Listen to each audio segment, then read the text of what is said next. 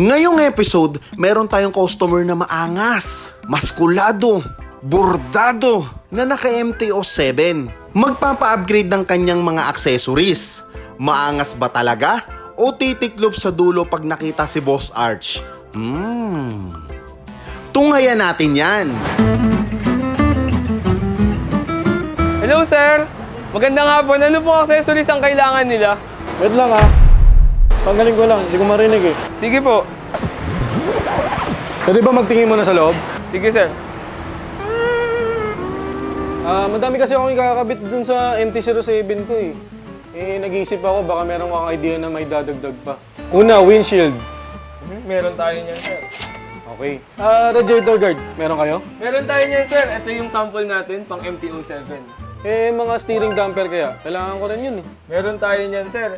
Kailangan ko nito kasi pag nag-wheelie ako, minsan gumagaling yung manibela, kailangan may damper. Sige sir, ililista Okay, natin pakabit yan. mo rin to Liga, sundan mo ako kasi may nahanap pa ako eh. Mga ilaw kaya, meron kayo? Meron tayo dito tatlo, iba't ibang klase ng auxiliary lights. Oo, sablay. Hindi ko na kailangan yan. Meron na ako yan eh.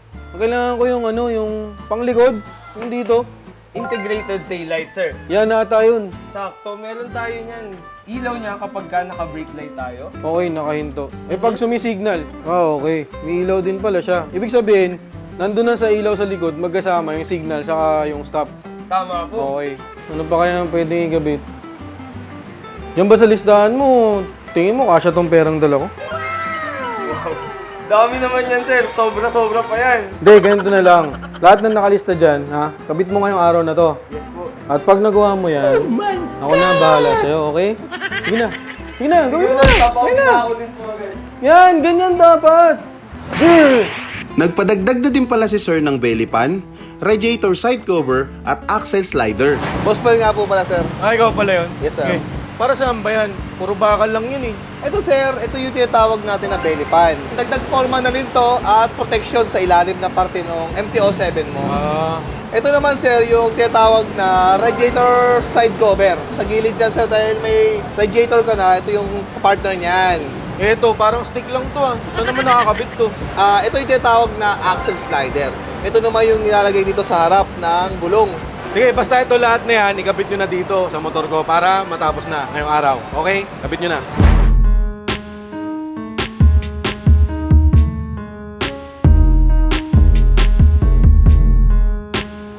Sino ba yung customer na yon? Yabang naman, akala mo naman anong motor niya. MTO7 lang naman Mamadali. Nang to ka naman ba't di siya makapagantay? MTO7 lang naman tapos nagmamadali siya. Pasalamat siya, malaki siya. Pag ito natapos ko, yari sa akin. Dahil yung yabang niya. Hey! So, yan, sir, inakabitan na natin siya ng steering damper. Ba't ganyan? Daming binabaklas. May ganito, may tinanggal lahat. Siyempre, ganoon talaga yan, sir. Para mas lagay natin sa maayos at mas matibay yung steering damper at yung steering kit. Di pag mabilis na ako, wala na yung alog nun. Siyempre, hindi naman porkit nilagay natin yan, stable ka. Tinitimpla yan. Mukha pa naman barumbado magmaneho. Loko to Hindi naman, nagsasabi lang ako ng totoo. Itsura mo pa lang, sir. Kaya sana, pag nakabit na natin yan lahat, matuwa ka naman kahit papano. Sana talaga, matuwa.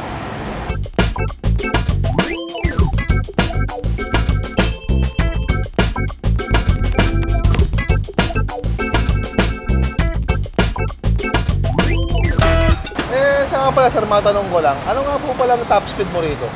MT-07 lang to. Pero tumatakbo ako 200 dito. Kapigit pa yun. Oo! Talagang hinahangin ka na, sir, Yung bilis ng hangin baka sinasabi mong mahangin ako. Hindi naman, yun yung bilis ng hangin, yung impact. Okay, nililinaw ko lang. Ilan na ba ako doon ito? Mga 25,000 na rin. Taas na rin pala, no? Malayo na narating nito. Saan mo naman nadala to? Mga bundok. Alam mo yung DRT sa may Bulacan? Oo. Nabiyahe ko yan dun, pang mga trail-trail. Oh, man! Lupit naman pala. Parang di ka naniniwala sa akin Alanganin, boss. Bakit? Ano ba ang motor mo? Aerox. Pero... Kung tatawanan yung Aerox mo, kahit gaganon-ganon yun, malayo na narating doon, nakakasunod sa eskinita yun.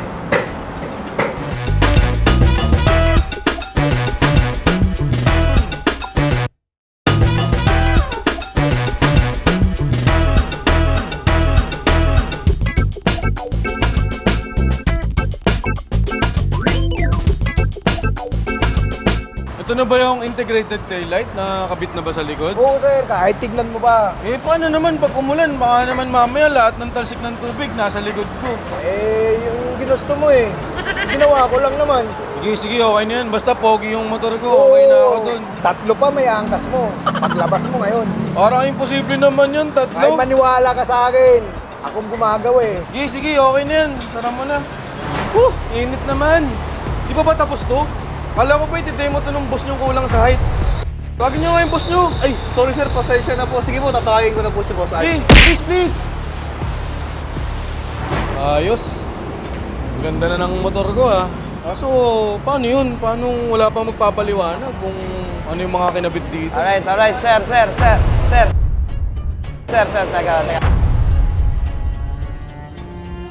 Kala ko ba itidemo to ng boss niyong kulang sa height? Alis ka muna saglit sa motor, masyado ang malaki. Ayan na ang boss na kinulang sa height. Titiklop? O maangas pa rin ba? Abangan sa part 2. Ayos. Ganda na ng motor ko ah. Kaso, paano yun? Paano wala pa magpapaliwanag kung ano yung mga kinabit dito? Alright, sir. Kala ko ba itidemo to ng boss niyong kulang sa height? Tawagin niyo nga yung boss niyo. Sir, teka lang. Ako nang bahala magpaliwanag sa'yo dyan.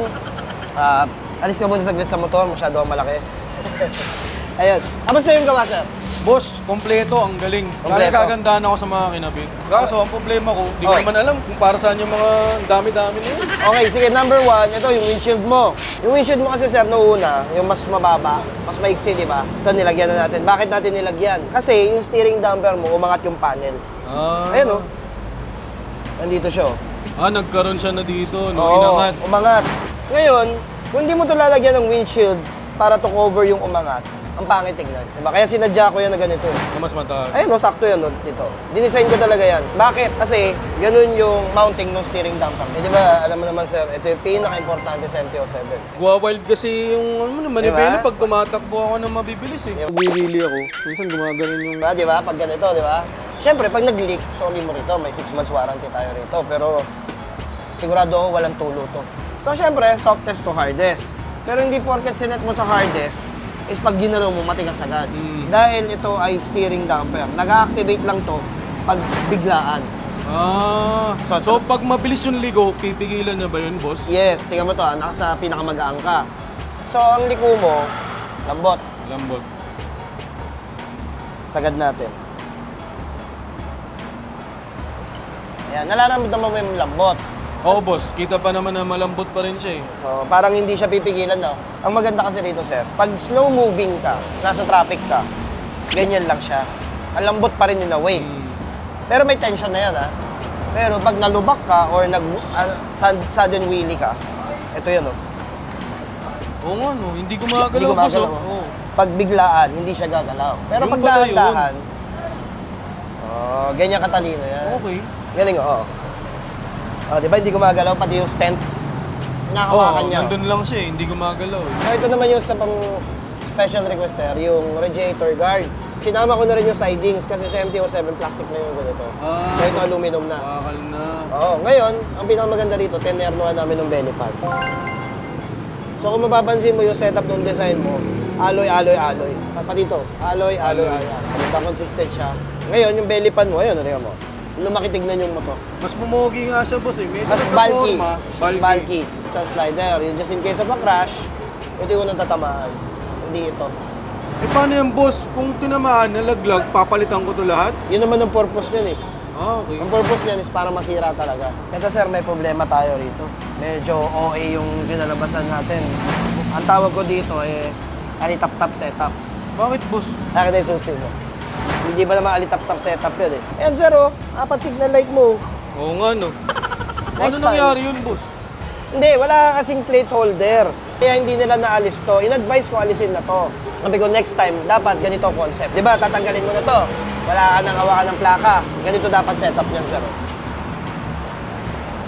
Kumbaga, mas sexy na tignan yung likod, boss, kasi yung plaka ko nandito na. Kasi ito, integrated na rin to.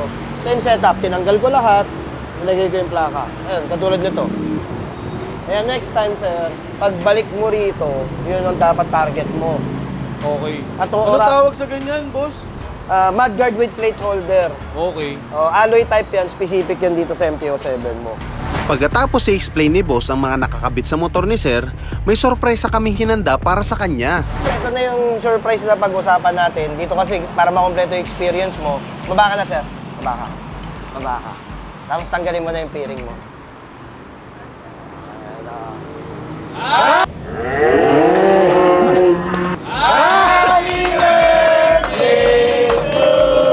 Meron ba palang pag-ganito?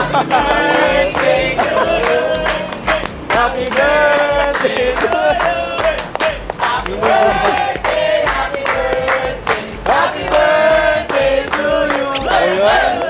Ala! Hindi kasi Ano? hindi pa ako nasusurprise talaga sa buong buhay ko ng birthday ko. Di ba, wag ka mag-alala, dalawa surprise mo ngayon. Dahil birthday mo ngayon, sir, doble yung bill mo. Diba? Yan. Diba? Yan. Yan ang pinaka-surprise. Yan ang pinaka-surprise ko sa'yo. Hindi ka, promise, kahit mga magulang ko dati, hindi pa ako nasusurprise na. Ano, syempre may birthday party naman talaga nun. Pero yung surprise na, yung hindi mo alam na may ganyan, yung may ganyan. Pero syempre, masalamat kay Boss Arts. Grabe yung suporta talaga niya sa amin na maliliit na vlogger. Tapos, yun nga, blessing in disguise na rin talaga sa akin si Boss. Bakit? Siyempre, medyo natuwid ako eh. Dati kasi, puro kurbada lang ako eh. Ngayon, lumolong ride na ako.